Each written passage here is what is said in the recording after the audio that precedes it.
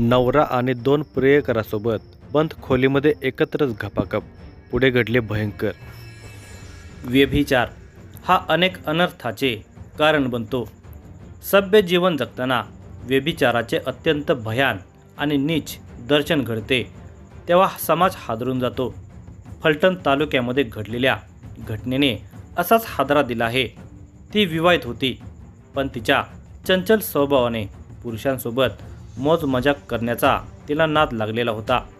पतीसोबत काम करणाऱ्या पुरुषांची नजर तिच्याकडे आकर्षित होत होती. जे पुरुष तिच्यावर नजर ठेवून होते त्यांचा ती अंदाज घेत होती. तिच्यावर पैसा उधळू शकणाऱ्या व्यक्तींवर ती जवानी उधळत होती. पैसा संपला ती संबंध टाळत होती. तिच्या नादाला सतीश दडस लागल्यामुळे तिने आधीचा प्रियकर सतीश माने याच्याशी संबंध तोडले असल्यामुळे माने हा दडसवर चिडून होता. पुढे दडसकडून पैसा कमी मिळू लागला तेव्हा तिने त्यालाही टाळणे सुरू केले. तो मात्र तिचा पिच्छा पुरवत होता. त्याबद्दल तिने पतीकडे तक्रार केली. मग तिच्या पतीने तिचा आधीचा प्रियकर मानेची मदत घेतली आणि सतीश दडसचा खून करून त्याचे तुकडे तुकडे करून पोत्यामध्ये भरून नदी टाकले. या धक्कादायक आणि थरकाप उडवणाऱ्या या घटनेचा सविस्तर वृत्तांत पुढील प्रमाणे आहे. पण तत्पूर्वी ही व्हिडिओ पुढे पाहण्याअगोदर जर तुम्ही या चॅनेलवर जर नवीन असाल तर प्लीज आपल्या ह्या मराठी चॅनेलला नक्की सबस्क्राईब करा. सोमनथळी येथे राहणारा 27 वर्षाचा सतीश दडस हा दररोज वेडणी गावातील मांगोबा माळ बुधावले वस्ती या ठिकाणी जात असे.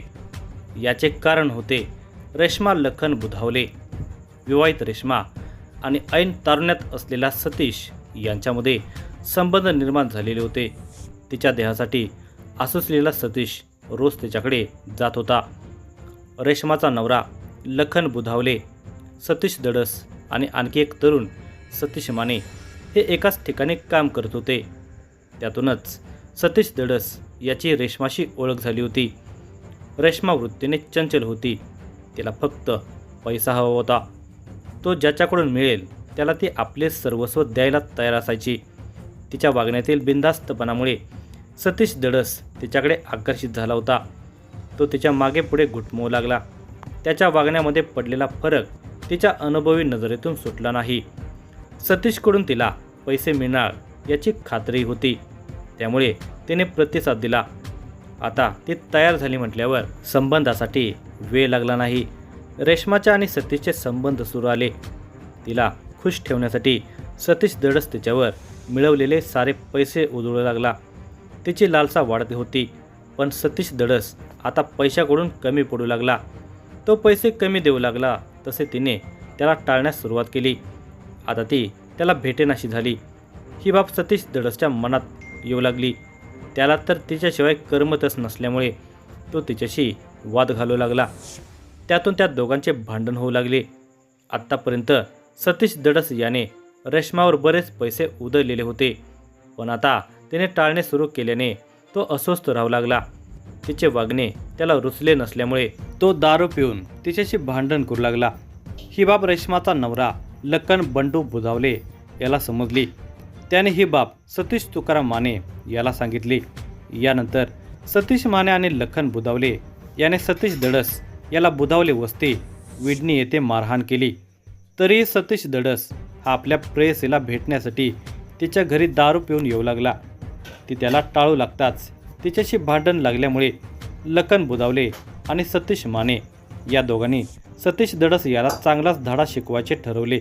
रेश्माचा नवरा लखन याने सतीश दडस याला धडा शिकवायचे म्हटल्यावर सतीश मानेही त्याला साथ देण्यास एका पायावर तयार झाला.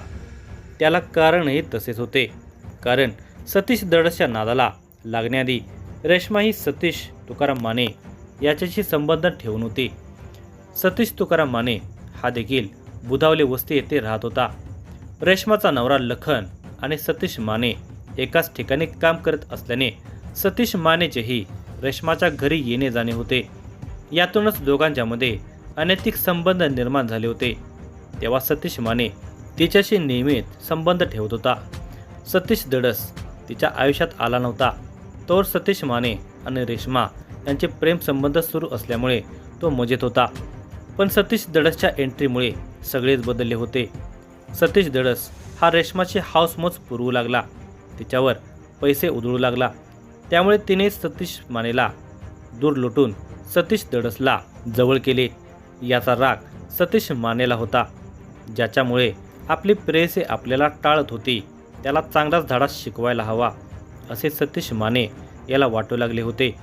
आता रेशमाचा नवराच सतीश दडसचा काटा काढायचा म्हणतो म्हटल्यावर तोही हिरिरीने तयार झाला. आता त्याला संधी आयतीच मिळाली होती. ते दोघे सतीश दडस याचा काटा काढण्याच्या तयारीला लागले. दिनांक 14 जानेवारी 2026चा तो दिवस सातारा जिल्ह्यातील फलटण तालुक्यात असणाऱ्या सोमथळी गावातील सतीश उर्फ आप्पा दादासो दडस हा त्या दिवशी कामावर जातो म्हणून घरातून बाहेर पडला.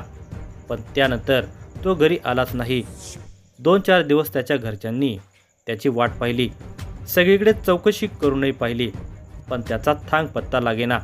म्हणून सतीश दडसचा भाऊ सागर दडस याने फलटण ग्रामीण पोलीस ठाण्यामध्ये जाऊन मिसिंग नंबर 11/2026 नुसार भावाची मिसिंग नोंदवली. मिसिंग नोंदवताना सागर दडस याला काही माहिती मिळाली होती. सतीश ज्या ठिकाणी काम करत होता त्या मालकाने ही माहिती सागरला दिली होती. त्याने सागरला सांगितले लखन बंडू बुदावले आणि सतीश तुकाराम माने या दोघांनी त्याला काठीने मारहाण केली असून त्याला ते दूर कोठेतरी घेऊन गेले आहेत. इतकीशी माहिती पोलिसांना पुढील तपास करण्यासाठी पुरेशी होती. हा धागा पकडून पोलीस अधिक माहिती घेऊ लागले. दरम्यान दिनांक 14 जानेवारी 2026 रोजी मकर संक्रांत होती. दुपारी 2 वाजता सतीश दडस याने त्याच्यासोबत काम करणाऱ्या लखन बंडू बुदावले व सतीश तुकाराम माने यांच्यासोबत भांडण झाले होते. तेव्हा लखन बुदावले याने सतीश दडसच्या डोक्यामध्ये लोखंडी रॉड घालून गंभीर जखमी केले होते. ही बाब सतीश दडस याच्या मालकाने सागर याला सांगितली होती. पोलीस ठाण्यामध्ये ही बाब समजल्यावर पोलीसही लखन बुदावलेच्या हालचालीवर लक्ष ठेवून होते. आपल्याबाबत पोलिसांना समजले आहे आणि ते आपल्यावर लक्ष ठेवून आहेत हे लखन बुदावलेच्या लक्षात आले. तेव्हा त्याच्या दैनंदिन वागण्यामध्ये फरक पडू लागला. हीच बाब पोलिसांनी हेरून लखन बुदावले आणि सतीश माने यांना पोलिसांनी ताब्यात घेतले. या दोघांच्यावर प्रश्नांचा भडीमार करताच त्यांनी आपला गुन्हा कबूल केला. दिनांक 14 जानेवारी 2026 रोजी दुपारी 2 वाजता लखन बुदावले सतीश माने याचे सतीश दडस याच्याबरोबर भांडण झाले होते. या भांडणामध्ये लखन याने सतीश दडसच्या डोक्यामध्ये लोखंडी रॉड घातला. त्यावेळी तो गंभीर जखमी झाला. त्यानंतर त्याला उपचार करण्यासाठी दवाखान्यामध्ये न्यायचे म्हणून ते दोघे त्याला घेऊन बाहेर पडले. ते नेहमीच एकत्र काम करत असल्याने त्यांचे एकमेकांच्या घरी येणे जाणे असल्यामुळे कोणाला काही संशय येण्यासारखी स्थिती नव्हती. याचाच गैरफायदा बुधावले आणि माने यांनी घेतला होता. ते दोघे दडस याला घेऊन भिवरकरवाडी येथील विडणी व धुळदेव गावातील शिवेच्या ओढ्याजवळ घेऊन आले. त्या निर्जन ठिकाणी त्यांनी त्याच्या डोक्यामध्ये दगड घातला. त्याचे डोके फुटले. आधीच बेशुद्ध असलेला दडस मोठ्या प्रमाणामध्ये रक्तस्राव झाल्याने जागीच ठार झाला. अशा रीतीने आपल्या बायकोच्या दुसऱ्या प्रियकराचा खून तिच्या पहिल्या प्रियकराच्या मदतीने केल्याची कबुली लखन बुदावलेने दिली. सतीश मानेनेही गुन्हा कबूल केला. या हत्येमध्ये लखन बंडू बुधावले, सतीश तुकाराम माने आणि रेश्मा लखन बुधावले या तिघांचा थेट सहभाग असल्याचे तपासामध्ये आढळून आले आहे. दरम्यान सतीश दडसची हत्या केल्यानंतर मृतदेहाची विल्हेवाट लावून पुरावाच नष्ट करण्याचा प्रयत्न संशयितांनी केला. त्यांनी लाकडे कापण्याचे मशीन आणले आणि सतीशच्या मृतदेहाचे लाकूड कापावे तसे तुकडे केले. मुंडके, धड, खांद्यापासून हात आणि गुडघ्यापासून पाय असे सगळे वेगवेगळे भाग केले. त्यानंतर ते तुकडे 2 पोत्यामध्ये भरले. एक पोते नीरा नदीमध्ये तर दुसरे पोते शेततळ्यामध्ये टाकले. सतीश संपला आणि पुरावाही संपला असे समजून ते बिनधास्तपणे वावरत होते. पण पोलिसांनी त्या दोघांना बेड्यात ठोकल्याच शिवाय नीरा नदी आणि शेततळ्यामध्ये शोध घेऊन मृतदेहाच्या तुकड्यांची पोती बाहेर काढली. तसेच गुन्ह्यामध्ये वापरलेली हत्यारेही जप्त केली आहेत. अंगावर शहारे आणणाऱ्या या घटनेमुळे फलटण तालुका हादरून गेला आहे. सतीश दडस खून प्रकरणी लखन बंडू बुधावले, सतीश तुकाराम माने आणि रेश्मा लखन बुधावले यांच्याविरुद्ध फलटण ग्रामीण ठाण्यामध्ये गुन्हा रजिस्टर नंबर 46/2026 नुसार भारतीय न्याय संहिता 2023 कलम 103(1), 140(1), 238(3)(5) अन्वये गुन्हा नोंद करण्यात आला आहे.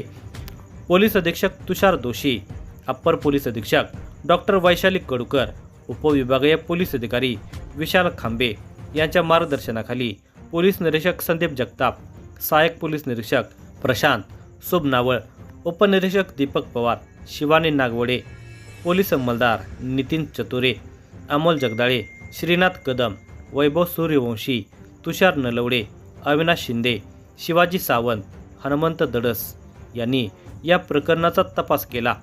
पुढील तपास सहाय्यक पोलीस निरीक्षक प्रशांत सुबनावळ हे पुढील तपास करत आहेत.